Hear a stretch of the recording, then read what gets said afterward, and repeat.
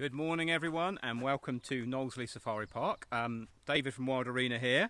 We are down at the Amur tiger exhibit this morning, and we have had a small glitch right at the beginning, unbeknown to you guys, in as much as we had one tiger lined up to come and do a bit of a session with us, but she hasn't got out of bed yet, so we've had to reposition round the other side of the enclosure. And Jen, the keeper who's looking after us, is just over trying to get the other tiger out of bed. Okay, I'm gonna get one. And she is here actually, so that is a good thing. Just before we start, let's try and kind of set the scene, give you guys an idea of what we're trying to achieve this morning. So we're going to do a live broadcast from 10:30 to 11:30. We can answer questions as we go along, and I think there are a couple of guys from Camera World also listening in, so if it's more related to stock and prices and that kind of stuff, then hopefully they can pick up on those questions too. So any questions, please ask as we go through. The theory is this morning that we're going to try and talk a little bit about safari park and zoo photography. Now, Knowsley is a safari park, and we have a big 4.5 mile safari park drive, which we're not going to look at this morning. We're concentrating on this on foot part of the collection, the walk around area, where we have the Amur tiger exhibit. So we're going to start with these guys. Hopefully we can get this particular tiger's attention, and we can talk a little bit about how we might approach photographing her in this situation through a fence, a very common scenario. And then maybe when we're done here, what we might do is just pause transmission just for a minute or two to enable us to move across to the meerkats, where we have an open-topped enclosure where we can talk about some slightly different things. So if you're listening in, you might just have an opportunity to pop to the loo or make a cup of tea just as we shift position. We're going to do that. We're going to come offline for a minute just in case we lose signal, and then it gives us a chance to reposition. So Jen's got the classic keeper's bucket, and she is attempting to get the tiger's attention. Hopefully if the tiger comes closer, you'll see her. This tiger's called Cinders. She's a female Amur tiger. Really spectacular looking animal, super to photograph. So hopefully if she gets closer in a minute, you'll be able to see that. Let's just talk a little bit, whilst Jen is trying to sort the tiger out, let's just talk a little bit about how we might approach photography on a very simple level. She's up and moving. So this is a fairly normal exhibit in terms of it has a fence to obviously keep the animal contained, and then in front of that a standoff fence, which is a legal requirement to keep normal visitors, the public, a safe distance away from that single fence. And this is often the initial difficulty, is how you work with a fence when you have a standoff. We're lucky here this morning because we've got Jen with us, who's thrown in some bits of meat, which is cool. And that means that we can cross that standoff fence and we can get our cameras right up to that single retaining fence that keeps the tiger nice and safe. This is pretty standard kind of 2-inch square mesh, and actually you can shoot through that perfectly successfully as long as you get the camera right up to the wire. So that's kind of what we're going to try and do. Hopefully we can move her across in a minute, and then I can jump over. I might do a few pictures, see if we can look at them on the back of the camera. Janet's behind the camera shooting this, so Janet's here as well, so she can answer any questions and pass questions on to me as we go through. Can you talk about shooting through the fence if you can't get up to it? Exactly, that's a good question. Obviously we're lucky that we're able to do that, so it's good to know someone's listening. That is a real common problem. The trick is to get you as close to that fence as possible, and hopefully the animal a good distance away from that fence. So if you can have the animal further from the fence and you closer to the fence, the more favourable you can make that scenario, the more successfully you will shoot through the wire. So that's a key consideration. If you can have the animal a little bit further away and get you as close to the wire as you safely can, that really helps. In combination with that, I will be looking to set the aperture in the camera as wide as possible. which of course then reduces the depth of focus or depth of field and will throw that wire more significantly out of focus. There will be some impact potentially on things like the contrast in the image. We've got a tiger gradually moving over now, but you should still be able to do that. So close to the wire, nice wide aperture really helps. We also notice a difference between, for example, black wire and silver wire. This is black wire here, and that's better because it's less reflective, and it's probably better to shoot with the light behind you. The less light there is hitting the fence, the less impact that fence will have on the quality of the resulting image. So black wire is better than silver wire. Wire that is in the shade or not in the sunshine is better than wire that is in the sunshine. But all of those things combined will enable you to certainly have a go. I don't know if you can see the tiger behind me, but she's just a little bit to one side. This is another factor, because if I was to try and photograph her now, I would actually be shooting through the fence at quite an oblique angle. It's better if you can be nice and square onto the fence. So another bit of food. If we can get her slightly this way, then she's squarer on. Let's try and get in position. I don't know how much food Jen's got left. The bucket is fast diminishing, so Janet will follow me a little bit. I'm going to just jump over this little fence to get me a little bit closer.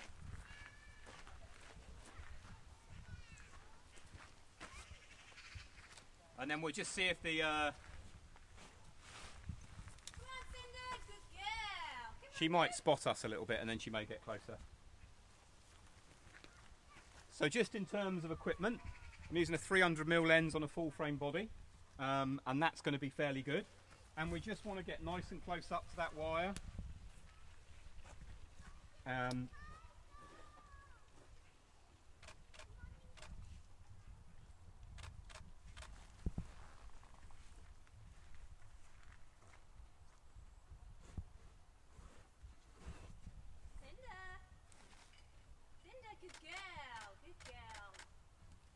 So what we're trying to do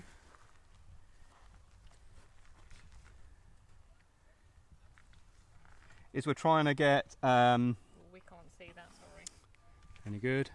Yep, cool. Good girl, Cinder. Just kind of nice portrait pictures, so you can see that's a 300mm on a full frame. It's always a little bit hard when you first start because you're just trying to get the measure of it. She's just overexposing a little bit. I'm on aperture priority mode. And I've got the camera set up as a kind of default position. This is the very lovely new Canon 1DX Mark III, which is absolutely fantastic for this kind of scenario. And I've got an ISO of 800 set, which is quite high. But I'm doing that to enable me to shoot with faster shutter speed. So that shot that I've just taken, it's a little bit overcast. We've got a little bit of cloud over the sun. But I'm at 5.6 at 400th of a second, so a slightly higher ISO is enabling my speed to be a little bit faster. I'm just going to do a little bit of exposure compensation, and we'll just try another couple of shots and see if that brings that exposure down a little bit. Cinderelli! Cinder! Good girl. Good girl. That's it, look at baby, good girl. Oh, she did fabulous. So Graham, I'm struggling to see all of your question, but I think you're basically asking, if you can't get close to the fence, do you still use the wide open aperture, and will that still achieve the same outcome? Yes, you still want that aperture as wide as possible. The key thing is to try and keep the animal 2/3 further away from the fence than you are. So if you think of it in thirds, however close you are to the fence, she needs to be double that distance away from you, then you should be able to shoot through fine. Good girl. Yeah, so I've just done a couple of shots there where I'm a little bit further away from the fence, and actually this is a 300 2.8, which is ideal for this sort of situation because I can open that aperture wider, and you can see, I don't know if you can see that again, but even a distance from the wire at 2.8, there's no real suggestion of that wire coming into the picture. the closer you can get, the better. So there'll be a difference between 2 meters to 1 meter. So if you can ease that distance a bit, that will really help. And undoubtedly, if you do have safely and within the rules the opportunity to get right up to the wire, then that is even better. In terms of the settings and exposure and stuff, then we are running the camera on aperture priority. This is a pretty traditional way of working, and as I say, we've got a manually set ISO at 800. This is not to say that this is the only way to work. Of course, all of these cameras have multiple ways that you can approach the photography, but we are quite traditional, aperture priority. We're setting an aperture of 5.6 initially. I just opened it up there just to show how that would work through the wire. But 5.6 initially, that's going to give me just enough depth of focus, depth of field to get the whole tiger's face in focus. So I'm focusing on the eyes. I should get the nose and the ears in focus too, just by closing that aperture down a little bit. And then that's giving me shutter speeds of 400th, 500th of a second, even not in direct sunshine. So it's always a question of compromise in terms of what ISO you are expecting to have to run your cameras at, what aperture you set, and what shutter speed you get as a result of that. Let's just try a couple more shots and see if we can... I'll try a few more from a little bit further back again. Hi Stephanie, sorry, if you watch from the beginning, we did talk about shooting through the fence from behind a standoff barrier. I realise we're not, but we are giving you hints and tips to be able to do that, but you maybe missed the beginning. Let's prove a point. I'll come over the fence and we'll just see how that works. Good girl. Good girl, darling. So there we go, that's just as we've shot it there. That's at an aperture of 2.8, and that's the right side of the standoff fence. And actually that's with the subject relatively close. I'm maybe 1.5 meters, almost 2 meters away from the fence, and actually at that point the tiger is probably 3 or 4 meters away. So we have got that about as tight as I want it to go. But even with that scenario, fortunately this is black wire. So black wire is much better than silver wire, and it hasn't got direct sunshine on it, so it's quite dark, and that enables the camera to focus through it and to capture a picture through it with very little impact on quality. It does mean that on that picture I was running at 2.8, so I've got to be pretty precise with my focus. 300mm lens at this distance, if I focus on the eyes, there is a chance I may not have enough depth of field to keep ears and nose in focus too. But that's that's a price worth paying to enable you to shoot through the wire and not have that impact on the quality of the pictures. If you can see that, that's that same picture just magnified in a little bit. So we've got pretty good focus on the bridge of the nose or on the eyes, and there's no issue there with sharpness or anything. You might find that the fence does just reduce the contrast in the picture a little bit. So if you are shooting pictures and processing them through some software, maybe a little bit of additional processing in terms of adding a bit of contrast back in.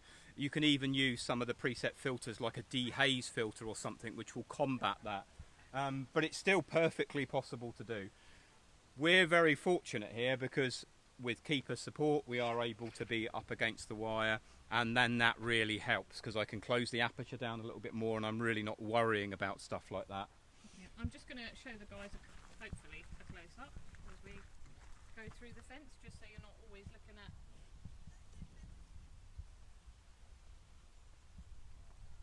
But I couldn't get it to focus because I can't reach. Quick question, are you using a single focus point, which I imagine you are? Yes, so obviously this is a slightly posh camera, but in terms of focus operation you've probably got two considerations.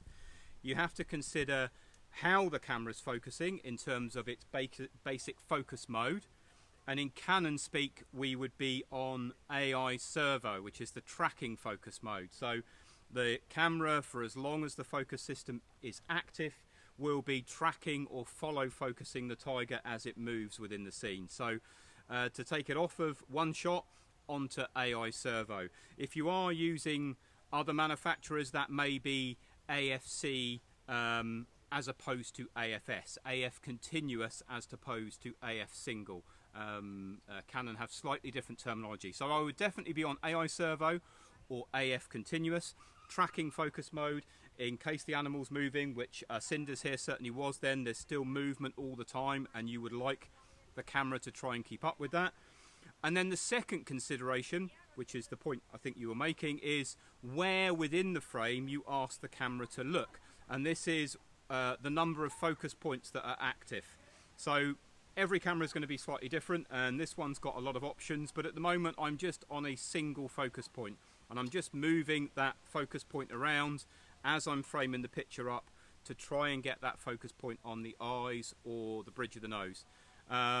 That's a very kind of common way of working. This particular camera does that very, very well. It's got this new smart controller on the AF on button on the back, which enables me to kind of trackpad my focus point around as the subject is moving, which is a really kind of quick and intuitive way of doing that. But other cameras will just have a different interface, a different button, a different way of doing that. So those are your two key considerations: autofocus continuous or AI servo to make sure the camera is tracking, and then getting that focus to look at the right part of the scene by making the right focus points active. Single focus point, and then moving that focus point around within your composition to get it on the head or the face or the eyes of the tiger.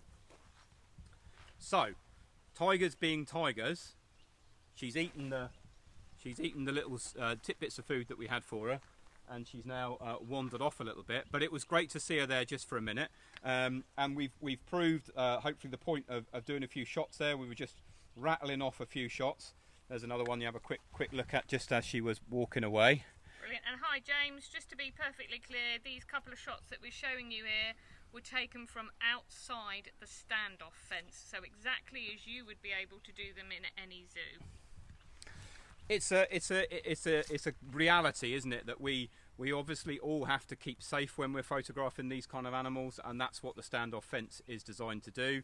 But it shouldn't necessarily mean that you don't have to try. You know, this particularly good lens, f2.8, but you can see how at a couple of meters from the fence, with the tiger maybe 3 or 4 meters the other side, with that wide aperture 2.8, the benefit of it being black fence, black mesh as opposed to silver mesh, and no direct sun on it, means that we can shoot through perfectly okay, perfectly acceptable.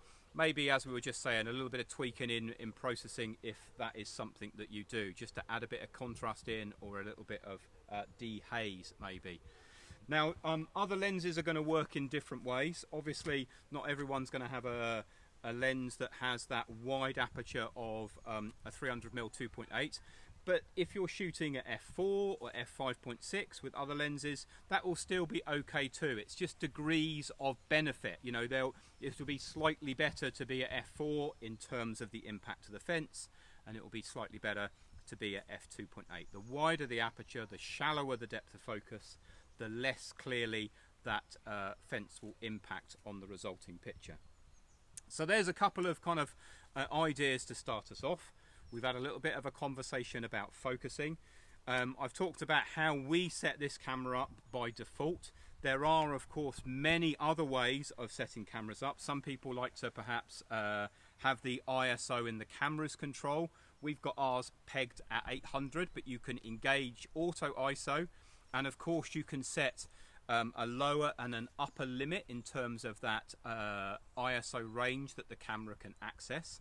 And that's one way of perhaps ensuring that the camera continues to run at a sufficiently fast shutter speed, and enables the camera to select an appropriate aperture if you're shooting in TV mode.